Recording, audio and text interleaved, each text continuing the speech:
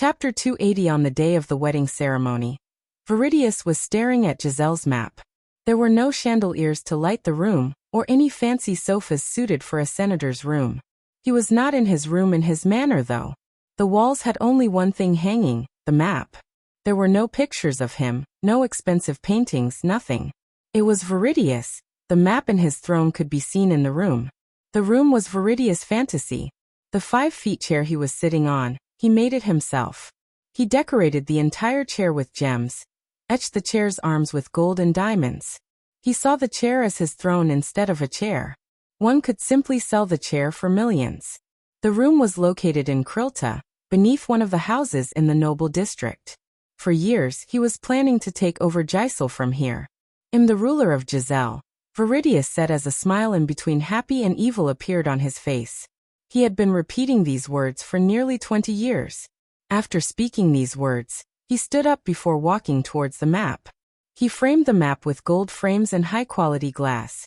The glass reflected a wrinkly old man in his early 80s. He covered his bald head with a few stripes of white hair. Coupled with his hunched back, lack of 3 front teeth and convex nose, he looked like an evil grandpa from a children's storybook. While staring at the map, he took a drinking pouch made of leather. His hands shivered due to old age while lifting the pouch towards his mouth. After he finished drinking from the pouch, his wrinkles slowly began to disappear, returning the glow to his skin once again. In a few moments, he transformed from a wrinkly old man in his 80s to a less wrinkly old man in his early 70s. A small trickle of red liquid flowed down from the corner of his lips. It wasn't wine though, it was blood, human blood. Of course, Viridius had his own team of scholars to experiment and come up with potions to reduce his age as well as many other nefarious things. No one except him knew that some of the underground labs that experiment on slaves and cultivators belonged to Viridius. In fact, there was one lab in Penn Town that belonged to Viridius where some scholars experimented on Arius brothers. Creak. Suddenly the door behind Viridius creaked open. He turned back with a grin to see his daughter in a wedding dress walking towards him. Even in the dim light illuminated from the candles lit on the room's corner, the white wedding dress sparkled like stars in the midnight sky. Tiny gems, diamonds, and grains of gold decorated the dress just like his throne. A girl with an oval-shaped face smiled at Viridius. The thin veil covering her face failed to cover her purple-colored lips or the dark eyeliners. "The bride wants her groom, Papa," the girl pouted, yet her tone wasn't of a worried bride. Instead, she sounded amused. "The Giselle will soon be your groom, Pool, baby girl." The girl walked slowly towards Viridius. She then faked a frown. "Too bad, I really liked Hirius." She put her arms around Viridius, joining him to stare at the map. "Too bad he's dead. But don't worry, I'm planning the biggest fireworks this kingdom has ever seen as a token of apology for killing your groom." Viridius gently patted her hand on his shoulder. "Speaking of killing, hey, race your refill." The girl put her hands inside her corset to pull out a leather pouch just like the one in Viridius' hand. Rather than handing it over to him, she opened up the cap before placing it into her father's mouth. She slowly fed him the blood. She was one of the scholars who's running the experiments. Only a few people knew about her experiment and talent. It took her years of experiments on slaves and rogue cultivators to find the formula to brew the potion. Nonetheless, she knew the formula is far from perfect. Currently, the potion would temporarily make the drinker younger. However, it had the side effect of fastening the aging process.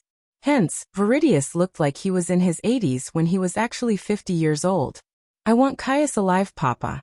I heard he found something. It could be the piece I'm missing to perfect this formula." A glimmer of delight emerged in Viridius' old eyes. He turned to look at his daughter. "You can play with him. I'll arrange for him to be taken to one of your labs discreetly." As Viridius was talking with his daughter, he felt the communication stone in one of his robe pockets vibrate. Feeling the vibrations, the girl put her hands on his pocket to retrieve the stone for her father. The blue stone shone as it vibrated. She gently held it in her hand for her father to speak. "Lord Viridius," a voice came from the stone. "Speak." "It's done," the person from the other side spoke. "Meet me at the usual place tomorrow. The payment will be there," Viridius said.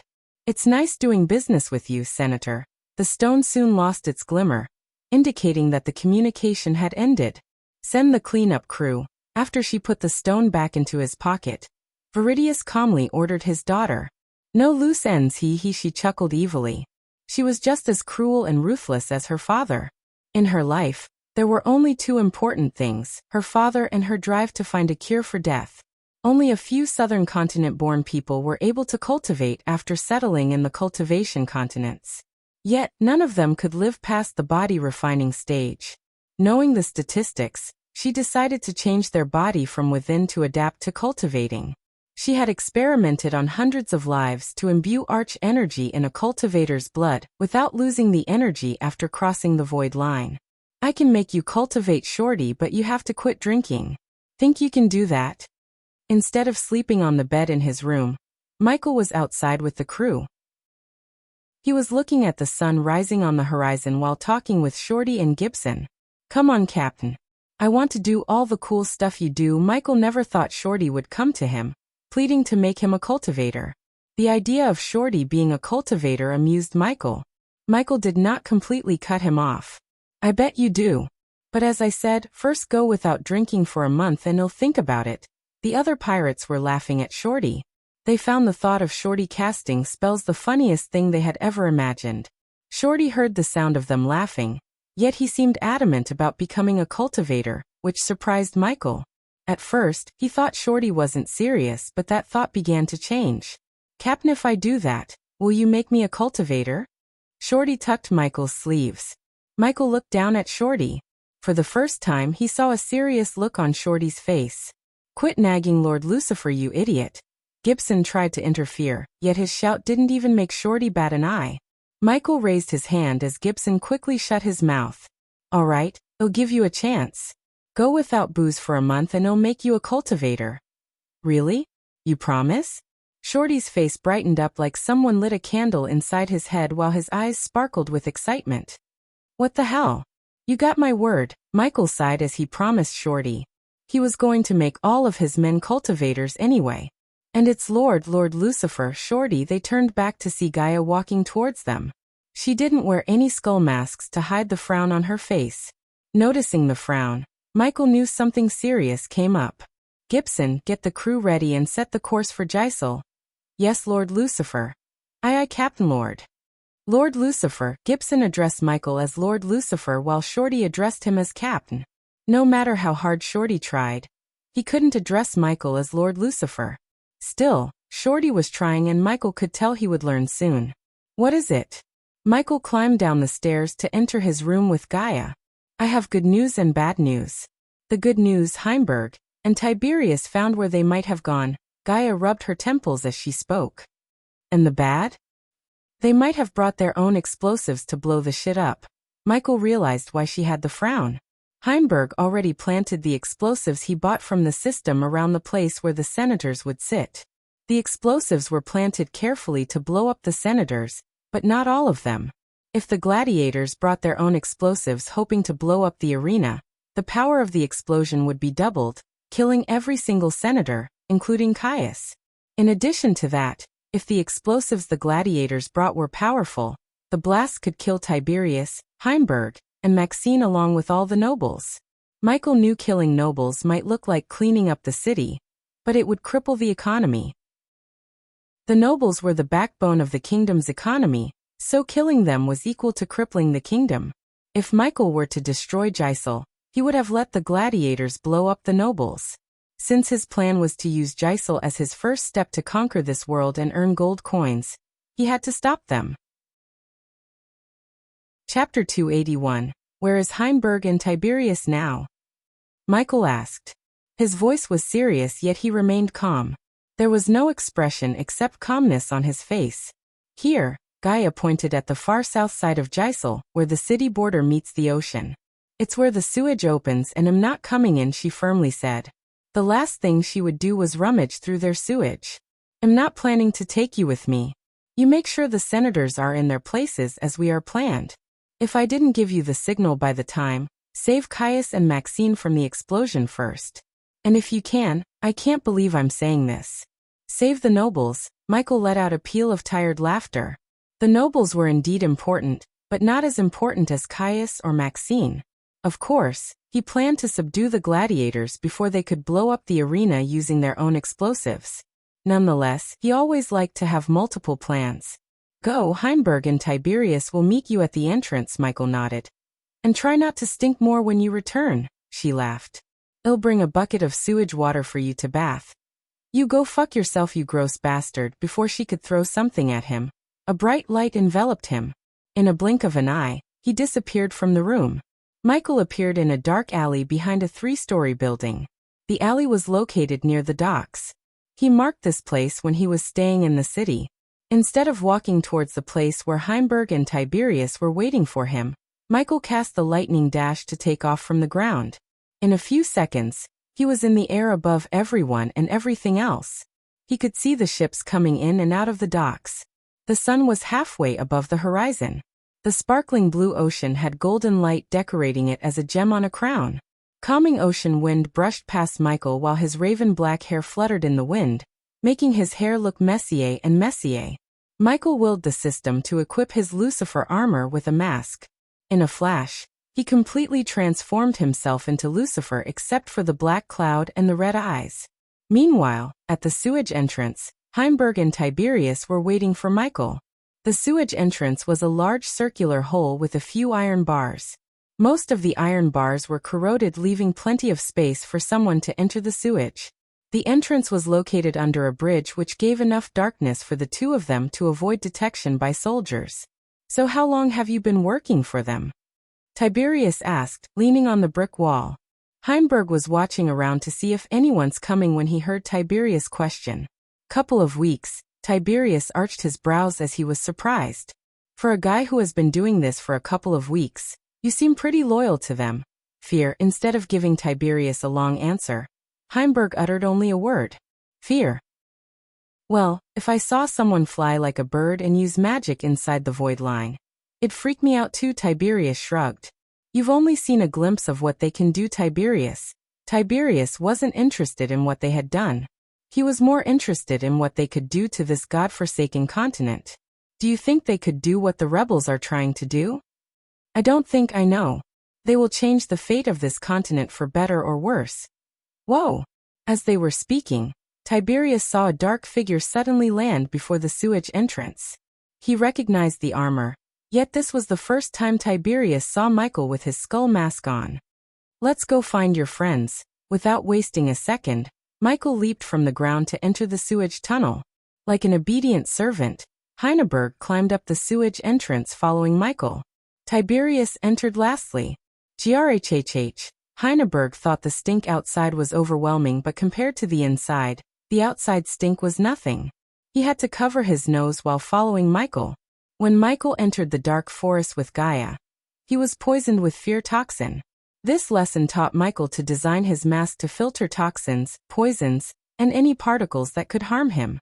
With the inventor trait, his knowledge in alchemy, and a few parts from the system, he was able to build a mini filtration device inside his mask. Fortunately, the mask filtered most of the stink, but not completely. The further they walked into the tunnel, the less they saw what's in front of them. There was no torture or holes in the ceiling for the sunlight to come through. Hence, Michael had to conjure an orb of light to lighten the path. The red orb of light soon made everything clear for Tiberius and Heimberg. While moving forward, Michael was searching for footprints, yet he couldn't see one because the sewage water cleared any footpaths or evidence of the gladiators who walked the path before. After walking for a few minutes, Michael finally saw a crumbled wall. The brick wall had a hole large enough for a few men to walk side by side. They used some kind of explosion to blow this hole, Heimberg told Michael. A mini version of it anyways. We are still below the streets. If the explosion wasn't a small one, the soldiers would have felt the shake and come to check. That means there's someone with knowledge in explosions was with them. Tiberius seemed like he has just realized something. That son of a bitch, Mark. Before he was a gladiator, he worked as a bodyguard for a scholar who specialized in explosives. He bragged about this when he was drunk. Thinking about Mark made Tiberius' blood boil in anger. Ever since his limbs started to shake due to the wound he suffered in the hands of Hyrieus, Mark tried to undermine him every chance he got. After Titus, Optimus and Tiberius, Mark wiggled himself onto Doctorus' side. Tiberius always felt a bad vibe from Mark. "We have to stop them from blowing shit up if you want your plan to work." Michael let in Tiberius with his plan because he wanted everyone to be up to speed for the plan to work. Michael pointed his finger towards the hole as the orb of light flew into the hole, lighting the path. Michael could see there are numerous paths branching out at the end of the tunnel. "Shit," Tiberius cursed. Michael was prepared for this. That was why he brought some friends. Tiberius and Heimberg expected Michael to enter the hole searching for the gladiators. However, instead of stepping into the hole, Michael willed the system as several tiny drones appeared in front of him. The drones produced a faint humming sound as they moved into the hole. Neither of them had ever seen such things before in their lives. They just stared at the drones disappearing into the darkness with their mouths slightly open. Michael closed his eyes for a second when the drones reached the junction where there were 7 branching out tunnels ahead of the drones. He had a total of 14 drones. He sent 2 drones in each tunnel. The drones traveled extremely fast. Controlling all of them at once took a toll on his brain, as he began to feel a slight headache. Ignoring the headache, he completely focused on controlling the drones. Each tunnel was long, dark, and inhibited by nothing but rats and spiders. The drones flew cutting through the spiderwebs like a hot knife through butter. Michael abruptly opened his eyes when he saw a dead body through the drone he sent into the 5th tunnel. "Follow me." Michael stopped controlling a few drones to free his mind. He then walked into the tunnel towards the 5th tunnel, where he found the dead body. "Did you find something?" After seeing Michael choose this particular tunnel from the 7 tunnels, Tiberius wondered why. Yes, a dead body. Tiberius felt a chill running through his spine. Despite his disagreements with the gladiators, he respected all the gladiators and people who had the guts to rebel against their masters. Furthermore, he knew the gladiators who came here to blow up the arena would be the core group including Doctorus. He wouldn't call the core group his friends, yet the thought of one of them might be dead created a bad feeling in his gut. After a few minutes of walking, the 3 of them began to vaguely see the dead body in the distance. The orb of light illuminated the body as well as the bloodstains on the wall.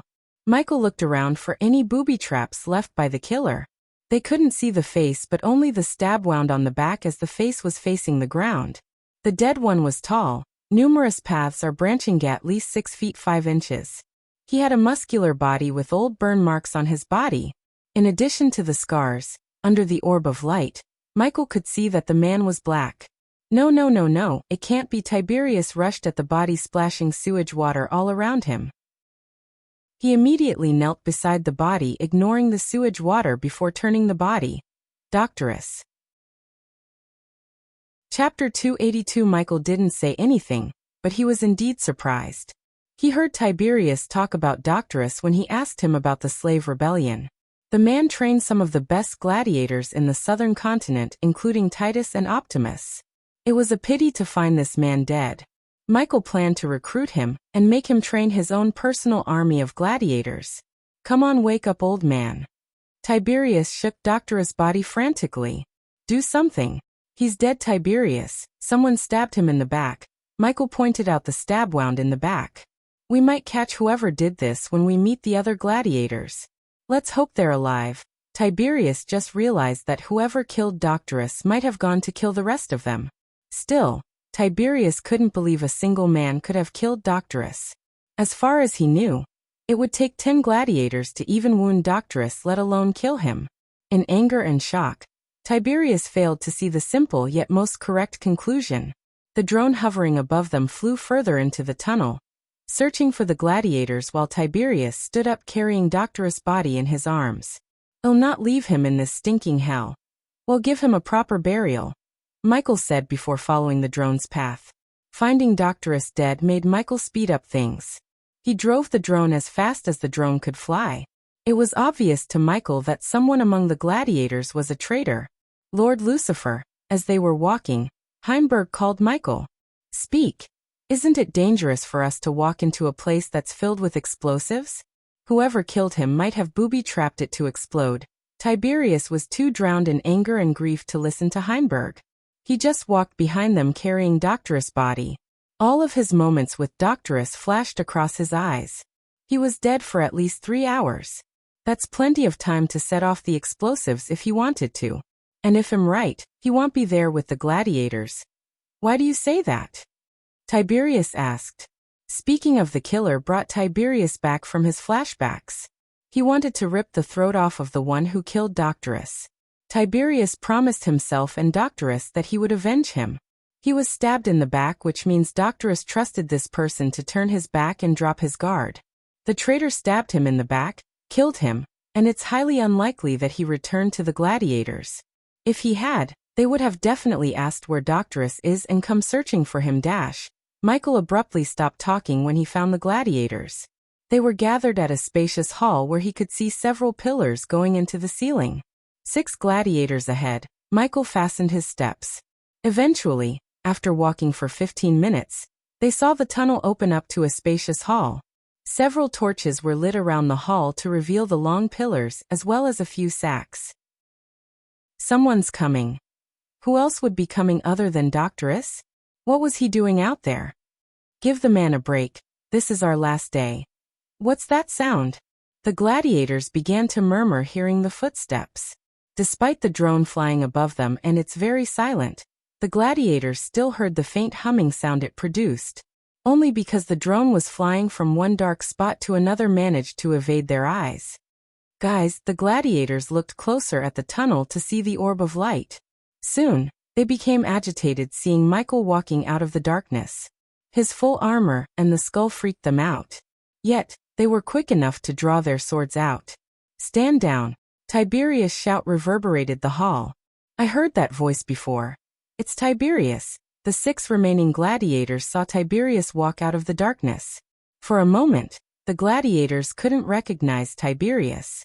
It was because Tiberius wore a new plate armor with his long hair tied into a ponytail. Michael asked Heinberg to buy ready-made armor from a forge in Krilta for Tiberius. It was a temporary measure until he returned to Elon, made Jack his blacksmith, and crafted custom-made armor for all of his subordinates. Tiberius. All the gladiators' faces lit up seeing Tiberius, but within a snap of time, their smiles disappeared from their faces. Who did this? Tiberius was not in the mood for a happy reunion. His eyes were blood red. He was basically shivering in anger. Michael and Heinberg could feel the killing intent radiating from Tiberius. Michael stared at the gladiators one by one. There were 6 gladiators in front of them. All of them were between 6 feet and 6 feet 5 inches tall with muscular bodies. The commonality between all of them was the burn marks and the scars on their bodies. What? Doctorus, the gladiators mumbled in shock. Their weapons were raised halfway, looking at Tiberius. Deal with them, he'll take care of the explosives. Michael saw the white clay attached to each pillar. Sensing the heat coming from the clay through his eyes of darkness, he recognized them as the explosives set by Mark. Is Mark here? While walking towards the first pillar a couple of meters in front of Michael, he asked the gladiators. The gladiators couldn't care less about the explosives after seeing Doctorus' body. They all knelt beside his body, overwhelmed with grief. Where is he? Tiberius put Doctorus' body on the ground, looking around for Mark, yet he couldn't see him. He was with Doctorus, do you think? One of the gladiators asked Tiberius. They knew Tiberius well enough to know that Tiberius wouldn't harm his mentor. Hence, they never doubted Tiberius of killing Doctorus, but Mark was another story. Despite Mark's effort to get onto Doctorus' side replacing Tiberius, most of the gladiators didn't trust him as they trusted Tiberius. Of course, many disliked Tiberius due to his quick temper, arguments he had with Doctorus, and cold demeanor. Yet they didn't make Tiberius any less trustworthy. He was stabbed in the back. Mark wanted to see the sunrise one last time. We don't know why, but after a few minutes he left. Doctorus went looking for him. Tiberius' killing intent skyrocketed hearing the gladiators. It became more and more evident that Doctorus was killed by Mark. He only didn't know why Mark killed him. We need to find that son of a bitch. Tiberius took his gaze away from Doctorus' face to Michael, who was staring at the clay mold sticking on a pillar. I'll rip that bastard to shreds. He's mine. Fuck blowing up the arena. We need to kill that snake. The gladiators were riled up. They passed the grieving stage to reach the stage where they felt nothing but the pure rage of a gladiator. I have an idea who knows where he is, Michael said. The white clay sticking on the pillar before him seemed nothing special in the naked eyes. At first, Michael thought he would want to ask the system's help to diffuse, but he was wrong. The white clay was a chemical compound, which meant it related to alchemy. Combined with his knowledge of alchemy and inventor traits, he began to sense how the explosives were made of and how to diffuse them. With eyes of darkness help, he could see the inside of the clay.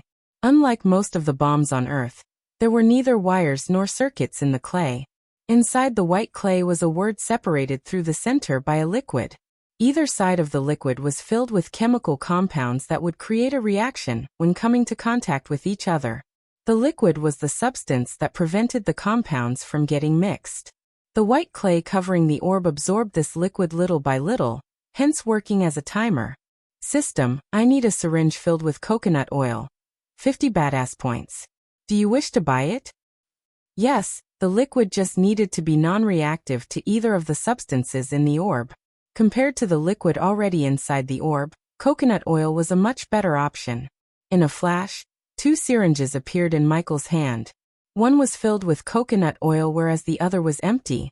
Michael gently sent the needle of the syringe filled with coconut oil into the line where the liquid was. He pressed the syringe head as the liquid line began to get filled with oil. After refilling the liquid line, Michael sent the needle of the empty syringe through the clay towards one of the substances, before gently squeezing the substance into the empty syringe. It took Michael a couple of seconds to completely remove the substance from the orb. After he took out the chemical compound, there was no substance for the other one to react with. Thus, the explosive was reduced to nothing but slightly hot clay. You're coming with me. Michael pulled out the clay from the pillar before storing it in his space ring. He wanted to study the explosive further to make some changes to it, so he could use them in the future instead of buying explosives from the system as he did. I split the chapters into 2 to make them interesting and less draggy. Also, the Southern Continent arc is coming to end with a bang. Chapter 283 Morning arrived as a mother's gentle hand, inviting the dreams of the night to enter the day. The sun painted the horizon with golden light. The songs of the early birds sounded better than any music. It could calm anyone's soul. Waking up to the view of the sun rising on the horizon, and the calm sea always soothed Caius' mind. Today was different. Today he was looking at hundreds of nobles gathered around him. Instead of hearing the chirping of the early birds, he heard only the cheers of people who were excited to witness the wedding ceremony of Fabia, the only daughter of Senator Viridius. The arena could simply hold 45,000 people, because the ceremony was meant for only the richest and the powerful.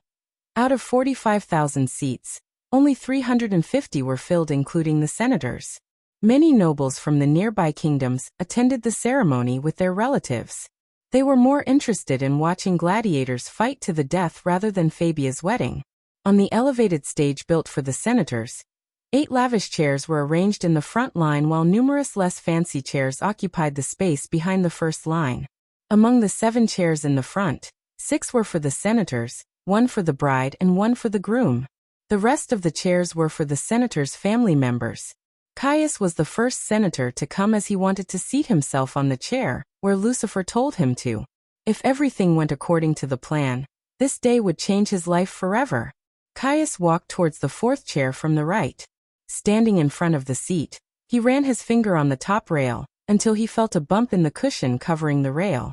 Don't worry, Senator, Lord Lucifer, and the Dark Queen will protect you. Maxine entered through the doorway carrying a silver tray with wine cups on top of it. She was assigned as a personal maid, so she had to do these chores to make it look real.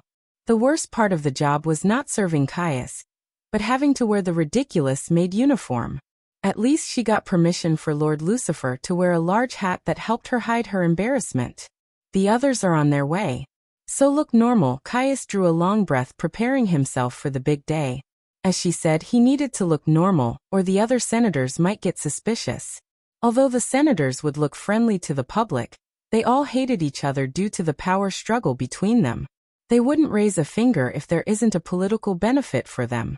The mere thought of getting rid of all of the senators made Caius' blood boil in excitement. Following Lucifer seemed a very good move at this moment. Senator Caius.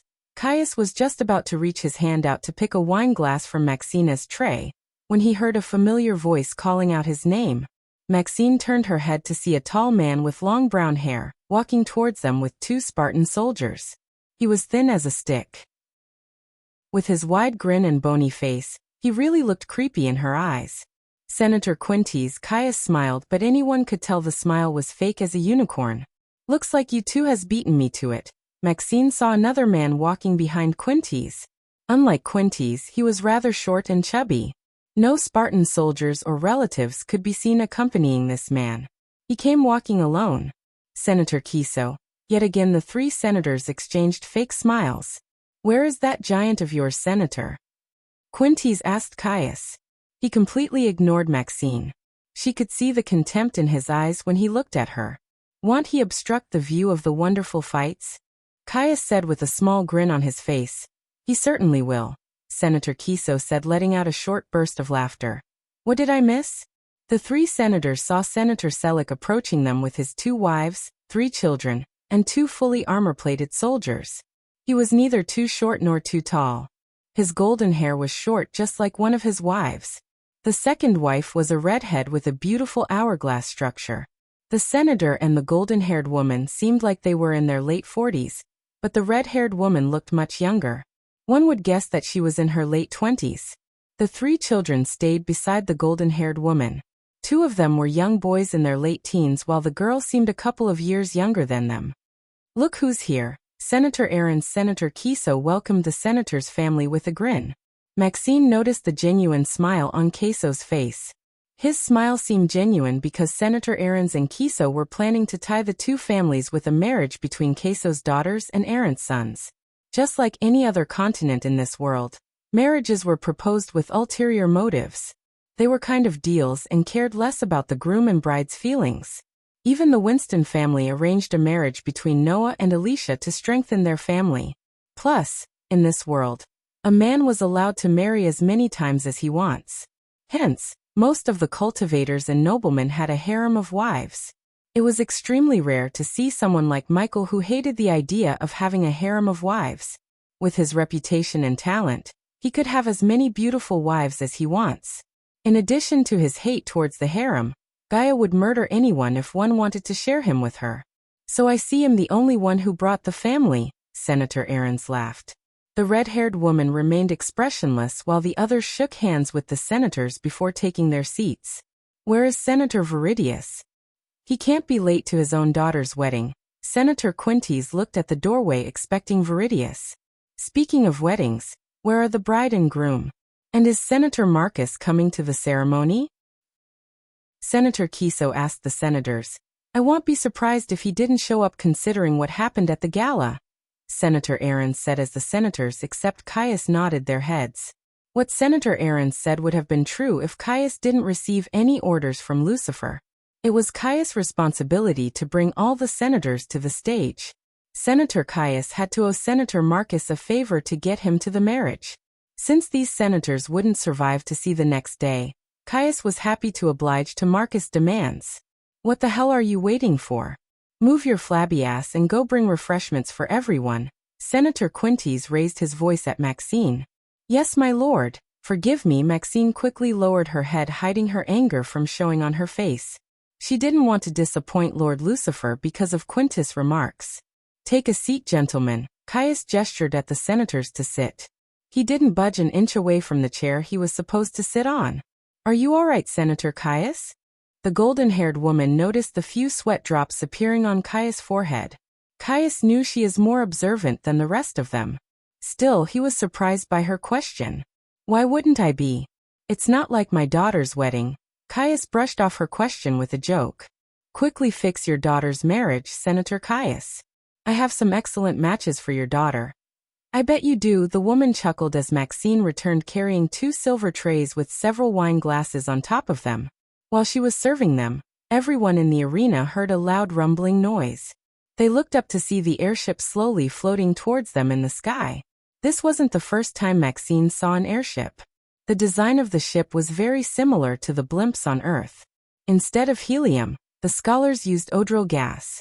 It was produced by heating odril, or in extreme heat. The blimp cast a huge shadow on the arena as it was almost 150 feet long. 60 feet high and 50 feet wide. Despite its enormous size, the blimp could only hold 20 people, including 2 pilots and 3 crew members. However, there were airships in the southern continent that could hold more people and fit with weapons for air combat. Senator Viridius is really showing off, Senator Kiso snickered. The blimp continued to move at a snail pace before coming to a halt at the top of the arena. Ding, ding, ding. Right at this moment, loud bell sounds could be heard. Realizing the wedding ceremony had begun, the nobles became silent. On the fighting ground, a woman wearing a red dress walked towards the center. Her dress was extremely revealing. Everyone could see her plump rosy thighs as well as her navel and cleavage. The fighting ground wasn't paved with stone but filled with sand, so the gladiators also had to fight the scorching hot sand on their feet. The woman, however, wore a heel to prevent the hot sand from hurting her feet. She fiddled with her brown hair while waving her hand at the nobles around her. Her smooth silky skin, oval face, and hourglass structure made the youngsters stare at her without taking their eyes away. She certainly enjoyed this attention. That was why she chose to host gladiator fights despite the blood and gore the fights accompanied. Let's give a loud applause for the bride and our Senator of Defense, Senator Viridius. The nobles cheered, clapping as loud as they could. Soon, the senators sitting on the stage turned their heads back to see Senator Viridius walking towards them with his daughter by his side. Several Spartan soldiers walked behind them as protection, yet all the senators' focus was on the beautiful bride. Her white dress sparkled with gems and gold dust, making the bride look like an angel. Lord Lucifer, everyone's here behind the Spartan soldiers. Maxine noticed a tan-skinned man with no hair on his head walking towards them. He was the last senator they were looking for, Senator Marcus. With his arrival, the first phase of Lucifer's plan was over successfully. Lord Lucifer, they are all here. Chapter 284. Senator Viridius led his daughter to their chairs, which were located right next to Caius. In the power hierarchy of senators, Caius stood at the top with his head of Senate position, while Viridius stood only next to him with his position of Senator of Defense. They both held 2 of the most important ministries of a kingdom, finance and military. The voting for electing senators was one of the important events in any Senate-ruled kingdom. Only noblemen had the right to vote. The number of senators in a kingdom varied from kingdom to kingdom. In Giselle there were 6 senators. Hence, in Giselle, the first 6 candidates with the most votes would become senators. Among them who got the most votes would become the head. The head of the Senate had the power to choose a ministry for himself and assign ministries for the other senators. Caius chose the finance ministry because compared to the rest of the ministries, he could swindle more money in the finance ministry. Defense ministry was the most stressful and problematic one, therefore, he assigned it to his potential head of Senate candidate, Viridius. Over the years, Caius saw how Viridius is becoming older and older. He rejoiced inside because if Viridius were to die, there wouldn't be any competition for the head position in the future.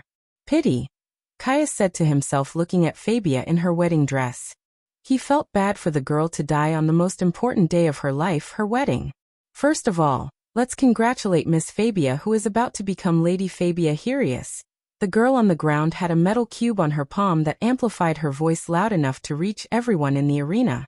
The nobles whistled and clapped as Fabia kept waving her hand at them. Fabia, Viridius gestured at Fabia to seat herself before sitting beside Caius. While everyone's focus was on the bride and Viridius, Marcus took his seat without causing a ruckus. He sat on the last chair from the right beside Senator Quintes. I don't see the groom, Senator Viridius. Caius leaned towards Viridius. He's taking care of something for me. He'll be here soon, Viridius whispered. Viridius placed a trio of elite killers among Herius' security detail to kill him and the other Spartans. Since Herius didn't make it to the wedding or his spies didn't see Herius coming out of the barracks, he thought the trio managed to do their job. What both Viridius and Caius didn't know was Michael and Gaia killed all of the security detail, including the 3 killers placed by Viridius, and kidnapped Herius. The trio might be the best killers gold coins could buy, yet in front of Michael and Gaia, they were as weak as babies. At that time, Gaia didn't even notice there were 3 elite killers among them. He better be. It's his wedding after all. Caius was concerned about Herius. He didn't want Herius to escape, and use what's about to happen as a trump card in his campaign if Viridius chose to run for Senate. Settle down, my lords, my ladies. It's time to kickstart the celebration. Hoo-hoo. Yeah.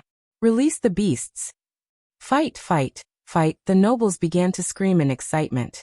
Even the noble ladies stood up from their seats. The thrill of seeing gladiators fighting to death made their blood boil. The nobles became addicted to gladiator fights. It was their only entertainment. The nobles' lust for blood made them invest a large sum of their wealth in luduses. Even the small ludus had 20 highly trained gladiators. This was one of the reasons why slavery flourished in the southern continent. The nobles encouraged the Senate to go to war with nearby kingdoms, so the loser citizens would become slaves. From these slaves, strong males could be purchased to become gladiators by various luduses. Almost all the nobles and the rich would attend the yearly gala where they would bid for slaves who had the qualities to become a gladiator. The girl on the ground grinned happily hearing their chant. She then stared at her left and right side. Both sides had 8 feet iron gates. There were totally 6 iron gates around the fighting ground. During big tournaments where 6 gladiators fight to the death, each ludus would send 1 gladiator through 1 gate. They wanted the gladiators to meet each other only on the fighting ground. As seconds passed by, the wind became hotter and hotter above the sand. The wind also revealed the skeletons of various animals such as bison, giant lizards, and lions buried halfway in the sand. One could even see human remains in the sand. The remains served as ornaments for the fighting ground. Some nobles even paid a hefty sum for the dead bodies of gladiators. They preserved various parts of the body, keeping them on a display. We have 2 proud luduses today with us to light up the ceremony. Give your warm welcome for Ludus Tullus Bantius Fuscus of Utopia, and Ludus Drusus Vesuvius Arbutus of Lidora. The moment the girl announced the names, the whole crowd went wild. They were 2 of the most prominent luduses in the entire continent. Whoa, did I hear her right? Ludus Tullus and Ludus Drusus. Oh my god, oh my god, oh my god. Please let me see Lion Head. Now I see why the ticket was priced this much. This is gonna be awesome. Are they taking bets? Do you think Ludus Tullus will let out the Lion Head to fight today? Let's hope they will. The onlookers began to chit-chat amongst themselves. The girl uttered no words, letting the hype build up before revealing the fighters. Even from where she was standing, she could hear the nobles dying to see Lion Head, one of the most decorated gladiators on the continent. Senator Viridius, you really went all in with the ceremony, huh? Senator Ahrens looked very surprised. Without his control, he had a large grin plastered across his face. To say the least, Senator Ahrens was excited to see the gladiators who belonged to the most prominent luduses fight to the death for their entertainment. Fabia, the bride, could barely hold her excitement. To her, the gladiators were an excellent specimen for experiments. After her failures with Titus and Optimus, she was looking for new specimens. If her father's plan went without a hitch, she would have some of the best gladiators to play with in her lab. Don't get too excited, Senator. This is just a glimpse of what I've in store for you today, Viridius smirked. We cannot wait to see. Senator Quintes laughed without having a clue about Viridius' real intention. While the senators were staring at the women on the ground to announce the fighters' names, Viridius retrieved the pocket watch from his toga pocket to check the time. Maxine noticed Viridius checking the time. She knew he was checking the time to leave the stage when it's time for the explosion. As he was looking forward to the explosion, there would be one, just not at the time he was expecting. I won't take any more of your time, my lords, my ladies. Let's open the gates for Sextus, the eye gouger from Ludus Tullus. The east side iron gate slowly opened as all the eyes fell on the gateway to see the gladiator striding through the gateway. The gladiator wore nothing but leather boxers with metal bracers and leather boots. He stood 6 feet 4 inches tall. Except for the abs, he had clear muscle definition everywhere else. The half-skull he wore as a hat on his head freaked out some of the people. As he was striding towards the center, he kept licking his bronze mace. The sweet scent of woman's flesh, taking his tongue off of his mace, Sextus licked his own lips staring at the announcer girl. She tried her hardest not to show the discomfort on her face. And from Ludus Drusus, I welcome Lars. The lightning whip, the west side gate slowly creaked open, getting all the attention. Crack, crack, crack. Gradually, they all saw a tall figure walking through the gateway, making cracking sounds along the way. Lars was not as muscular as Sextus. He had a lean body. Instead of a sword or any typical weapon made of metal, he had a long barbed whip in his hand. Hence the nickname Lightning Whip. As he was walking towards the center, he kept attacking the ground with his whip. Each time he swung his whip, it produced a high-pitched cracking noise. I thought there'll be more audience, Lars said disappointedly, looking around the nobles. It's good for you. Because less crowd means less embarrassment for you when I gouge out those pretty eyes of yours, Sextus taunted Lars. He raised his voice loud enough for the metal box on the girl's palm to amplify his voice. The nobles became excited hearing Sextus. The more blood and gore, the better for the nobles. Fight! Fight! Fight! Fight! The nobles began to chant again as the announcer girl took a step back before the two gladiators started to fight. I won't take any more of your time, gentlemen. The battle will begin after the bell sound. It took the girl a couple of minutes to reach the end of the fighting ground. Reaching the end, she opened up the wooden door that revealed stairs to the upper levels where she could see the fight from an elevated position. The two gladiators didn't dare to start fighting before the bell sound. It was prohibited. In the best-case scenario, they would be starved for a week, and in the worst case, they would receive a minimum of 200 whip attacks, starvation for at least 2 weeks, and battle beasts. For gladiators like them, fighting the beasts with starving stomachs was equal to a death sentence. Therefore, they patiently waited for the bell to ring. Human, are you ready to blow this thing up? At that moment, Gaia was watching the two gladiators from the sky. She wore a white dress to blend in with the clouds in case someone looked at the sky. When you're ready, an evil grin emerged on her face after hearing Michael. Chapter 285. Lars and Sextus were standing on the fighting ground's center with a few meters distance between them. The nobles could feel the hot air radiating from the sand in the fighting ground. Coupled with their excitement, they began to sweat more than the gladiators themselves. Ding, ding, ding. Finally, the 3 bell sounds reverberated the arena. The moment the bell sound appeared, the nobles screamed as loud as they could. Crack! Lars immediately whipped his whip at Sextus before leaping back. The whip was effective in long-ranged combat. Hence Lars leaped back to create a distance between them. Sextus barely dodged the barbed whip. It scraped the skin off of his shoulder. Getting his skin peeled off was extremely painful, yet Sextus didn't let the pain slow down his movements. The blood splattered on the hot sand, producing a faint shhh sound. Lars kept whipping the barbed whip at Sextus, trying to stop Sextus from getting close. Just like his nickname, Lars' whip was lightning speed. Arg! Sextus screamed, not in agony but in anger. The agility of Lars and his quickness of attacking him made Sextus madder and madder. From the battle started, Lars had the upper hand. He was agile, quick, and kept attacking Sextus with deadly accuracy. The nobles were on the edge of their seats. Whoa, Lars is really good. No shit, look at Sextus. All messed up. Why is it that brute not getting close? He's trying but that scrawny one is not letting him. I never thought a whip could be this effective and dangerous. The onlookers had different opinions about the fight. Most of them, however, favored Lars. They were right, as even Gaia, who's hovering in the sky, favored Lars to win the fight if the two gladiators continued to fight. Every one of them could see Sextus slowing down due to the wounds he suffered. Kill! Kill! Kill! A group of noble youngsters began to chant. One could see the bloodlust on their faces. Their chant riled up Lars as he began to attack Sextus more violently and frantically. The cracking sound of the whip became louder and louder. Sextus' body was painted with his own blood. His flesh and blood splattered across the hot sand.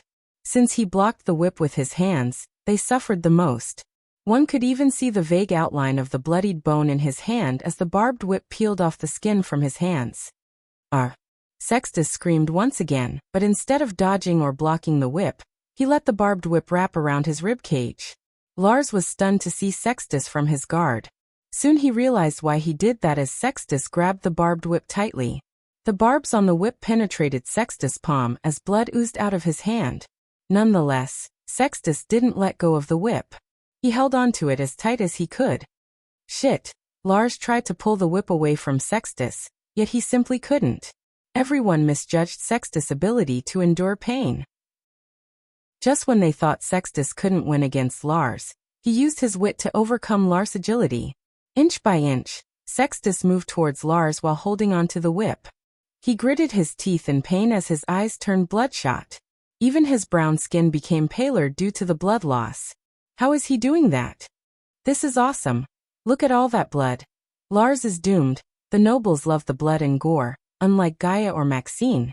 Gaia had no love for the human race, yet she hated seeing two humans fight to the death for the sake of the nobles' entertainment. In the other continents, cultivators often held competitions like this. However, those cultivators didn't fight for others' entertainment, rather they fought for rare resources, treasures and gold coins. Plus, almost all those competitions had the option of surrendering. If one decided to surrender, there were no consequences except they would not get the said prize. Human, are you sure we can't blow these assholes to hell? Gaia creased her brows in disgust looking at the nobles. Enough playing around, Emout and Maxine is ready. Blow them up, she heard Michael's voice in her head. Meanwhile, Sextus had successfully come closer to Lars. He was just a meter away from Lars, who began to slightly shiver in fear. Pretty eyes, despite the pain, Sextus licked his lips with an evil grin on his face. His blood-covered teeth made his grin even eviler. Fuck dash, Lars cursed, realizing he would die a horrible death if he kept holding onto the whip. Therefore he tried to let go. Where are you going? Sextus quickly grabbed Lars by his neck before Lars could step away from him. Kill! Kill! Kill! Yet again nobles began to shout. This time it was Sextus who riled up because of the shout. Sextus let go of the whip before grabbing Lars by his neck using both of his bloodied hands. Let go! Lars wiggled frantically to escape Sextus' hold. Soon Lars felt his feet getting higher and higher from the ground. Lifting Lars by his neck, Sextus quickly moved forward to lick Lars' cheek. He took his time licking Lars' face. Many noble women frowned as it was pretty disgusting to see Sextus licking Lars' face. Nonetheless, many nobles enjoyed this kind of freaky stuff. Who wants to see some eyes? Sextus shouted loudly. His voice reverberated the arena. Kill! Kill! Kill! This time, almost all the nobles except the senators stood up from their seats in excitement. They threw their hands up, screaming at Sextus. Boom! Just when Sextus was about to gouge Lars' eyes out, the elevated stage where the senators were enjoying the fight exploded, producing an ear-piercing loud booming sound. A small mushroom cloud of fire appeared above the stage where they were sitting. The blast wave was so powerful that it even knocked down Lars and Sextus. The arena shook as pieces of marble stones crumbled down from the arena's walls. To the sound of the explosion came the terrible echo, as if it were the anguished cry of God. Oh my God! Few nobles were quick to react as they began to scream. We. Immediately someone activated the fire alarm that produced loud crying noises. Gladiators, Spartans as well as legionary soldiers came rushing through the gates and doorways to save the senators. In addition to fire that burned with red-hot flames, the dust cloud enveloped the nearby area of the stage. It prevented the nobles from seeing what's happening inside the flames. Inside the bomb site, Caius was lying on the ground sideways.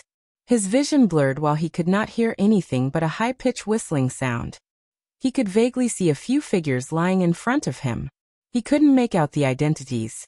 In addition to the smoke and flame, he could see pieces of flesh and bones. Feeling the dizziness overcoming his senses, he tried not to close his eyes. Caius felt a sharp pain in his shoulder. He let out a sharp cry. In a few seconds, his brain realized the sensation of a hand on his shoulder. He tried to turn his head, yet the injuries prevented him from doing so. Take him to the doorway and make sure they find him first. Caius could barely hear the words. Swallow this. The next second, Caius felt a figure pushing a pill into his mouth. Although his vision was blurred, he could see the face of Maxine. The moment the pill touched his tongue, he felt a cool sensation all over his body. The pain started to become less while his vision slowly cleared up. Gaia stood among the wreckage searching for any survivors except Caius. After she had given the healing pill, Maxine dragged Caius towards the doorway. The two of them made sure the doorway was clear so the Spartans could find Caius quickly. Although the smoke hindered her eyesight, she could see no bodies moving. The explosion was more powerful than she initially expected. There were no intact dead bodies as she saw several limbs and body chunks lying around. At first, she thought she would feel pity for these people, but after seeing how they enjoyed the gladiator fight, she felt nothing. Save the senators. Move, move, move. While she was looking around for survivors, although it was highly unlikely someone would have survived the blast, she heard people rushing towards the wreckage. Dark Queen, it's done. Maxine came to her side. Despite the bruises and cuts made by the wooden splinters on her face, Maxine grinned. Her face was bright like she had completed something important. Is there any chance of Viridius to survive the explosion? Gaia heard Michael's voice sound in her head. She looked around before locking her gaze on a charcoaled body that had no legs attached. Nope, shame. Now get out of there before anyone sees you too. Wait for me in the Reaper. With a final look around the wreckage, Gaia put her hand on Maxine's shoulder. Using the smoke as a cover, she took off from the ground in lightning fast before disappearing into the clouds. Chapter 286. Onshore breezes climbed the mountain slopes until the air became cool enough to condense its vapor to rain. A lone banyan tree stood atop the mountain, casting its dark shadows on the muddy ground. The rain reacted with the earth, creating the scent of ground. Under the banyan tree stood several figures. One of those figures was Michael. The city of Krilta could be seen in the distance. His eyes were fixed on the smoke reaching the sky from the arena. It's done, Michael said, turning back to see the fresh grave of Doctorus. The gladiators gather around the grave with their heads lowered. They paid their last respect to Doctorus in silence. Michael walked to the grave, kneeling on one knee in front of the grave. Regardless that he knew nothing about the man, he respected him because he deserved it. He started this rebellion against the nobles. He fought for freedom and died a free man. Michael paid his respect by grabbing a handful of soil and pouring it again onto the grave. It was a gesture of respect, also a sign of forgiveness for what he was about to do. The gladiators, including Tiberius, stared at him as Michael stood up. They all noticed the smoke, except they were not in the mood to rejoice. The loss of Doctorus was too overwhelming for them.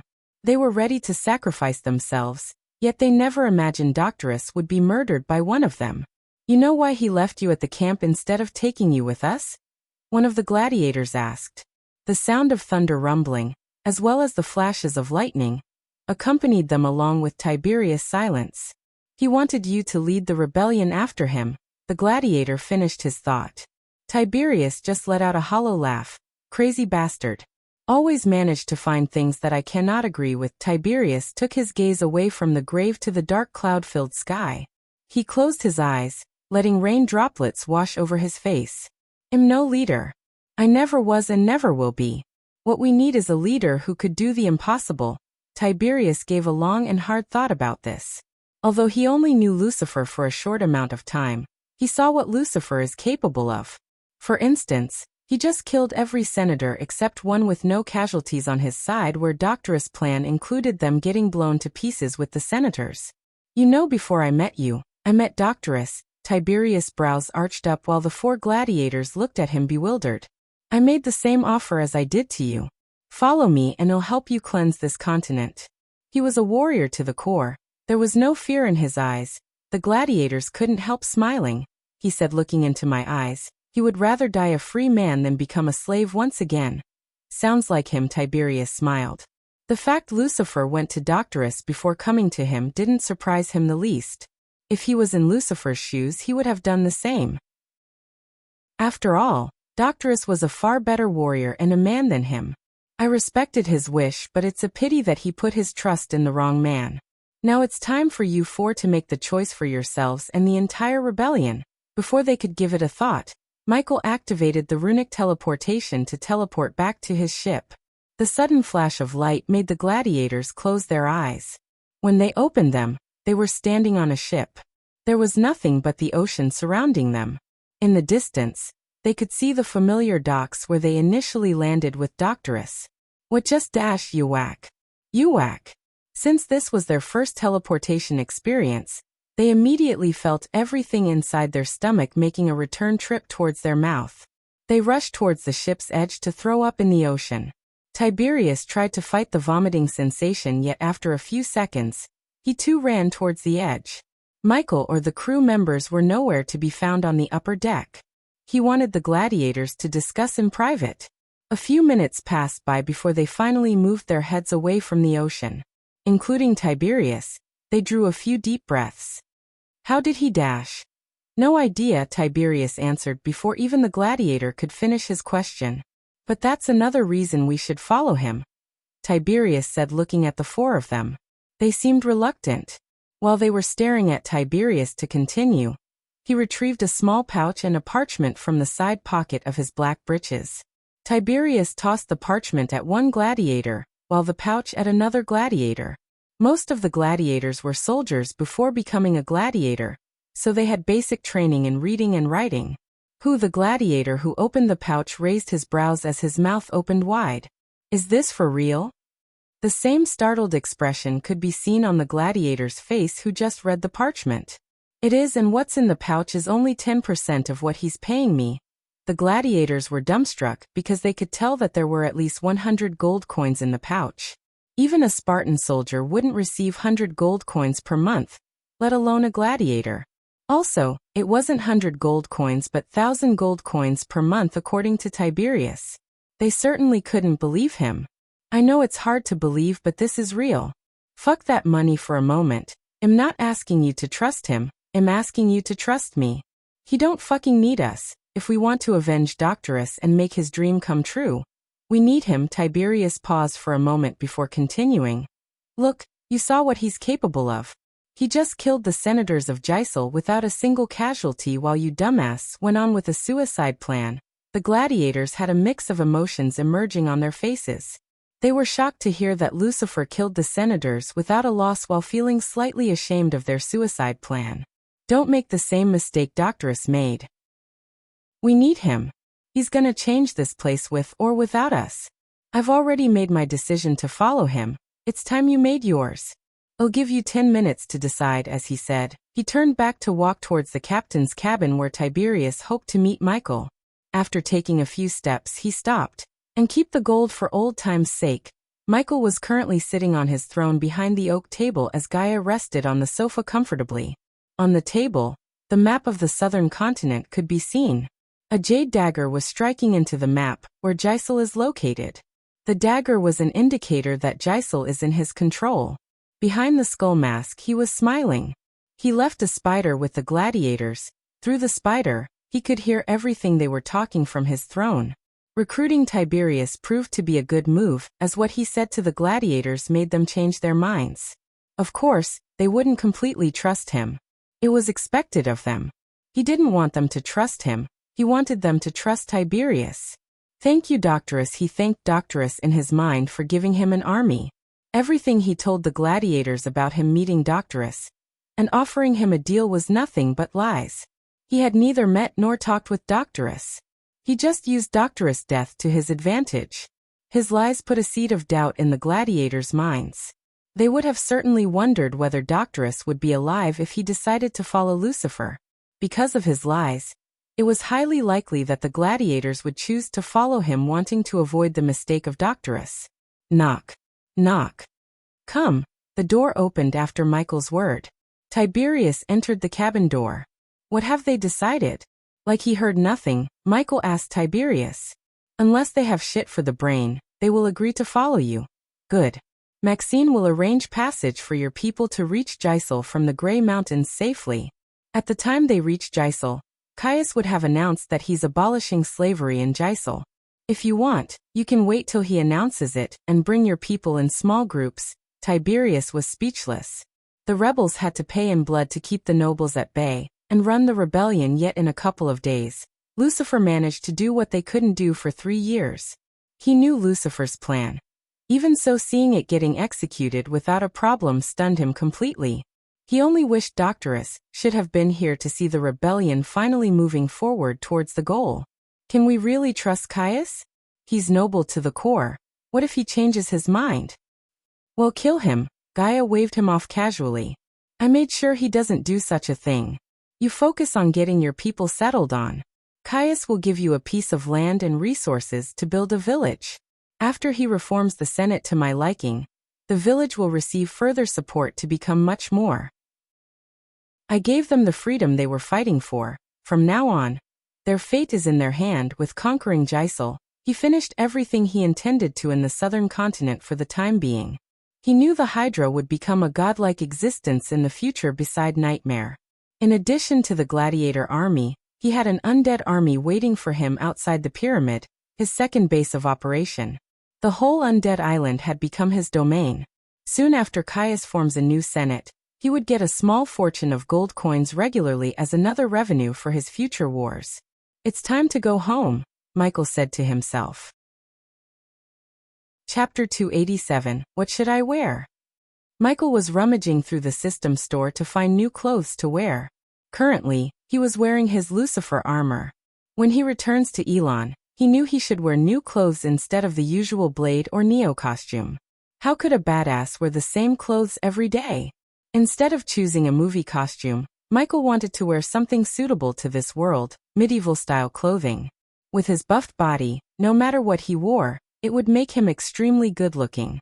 Plus, unlike before, he now sported a stubble beard to further his handsomeness.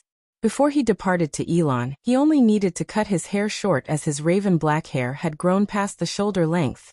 In front of his eyes, there were varieties of clothes such as tunics, shirts, braids, metal chains, long coats, and long sleeves.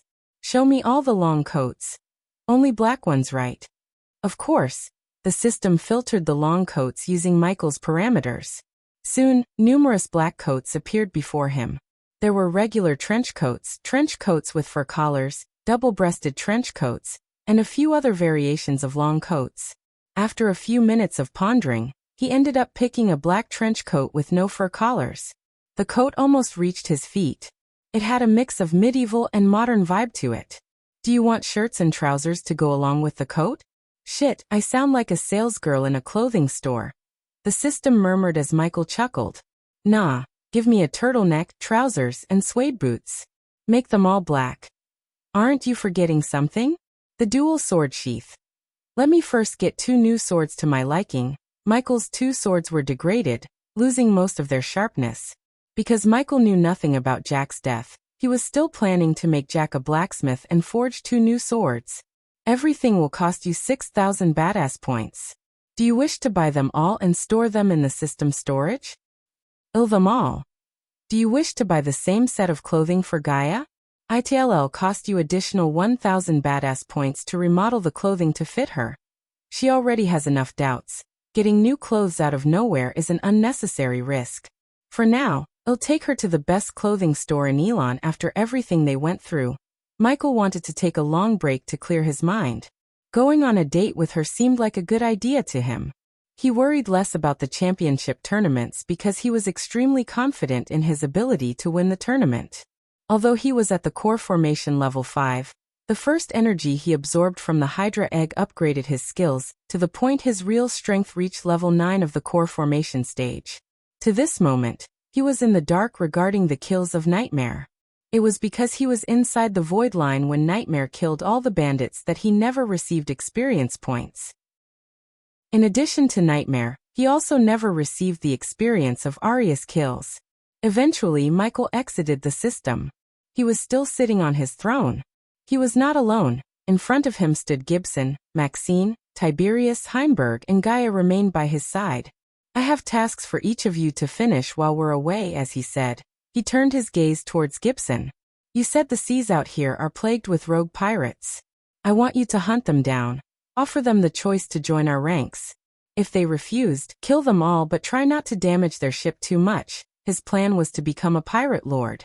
To become one ship was not enough. He needed a fleet of ships. Rather than building or buying new ships and crews for a new fleet, he planned to make the rogue pirates join his ranks by force. Use this to repair the Reaper and resupply the cannons. Michael pointed at the small chest on the corner of the table.